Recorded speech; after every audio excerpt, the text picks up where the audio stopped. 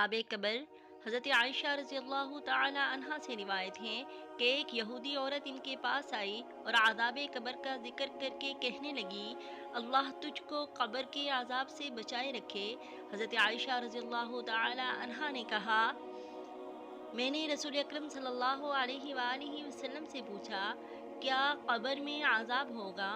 آپ صلی اللہ علیہ وآلہ وسلم نے فرمایا، ہاں، قبر کا عذاب سچ ہے۔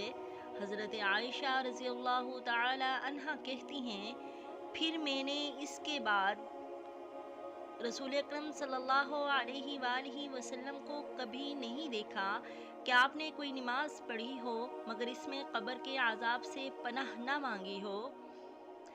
بیمار کی عیادت سے 70,000 فرشتوں کی دعا پائیں۔ رسول اکرم صلی اللہ علیہ وآلہ وسلم نے فرمایا، مسلمان کی عیادت صبح کے وقت کرنے والے کے لیے شام تک اور شام کے وقت عیادت کرنے والے کے لیے صبح تک 70,000 فرشتے مغفرت کی دعا کرتے ہیں، اور اس کے لیے جنت میں ایک باغ لگا دیا جاتا ہے۔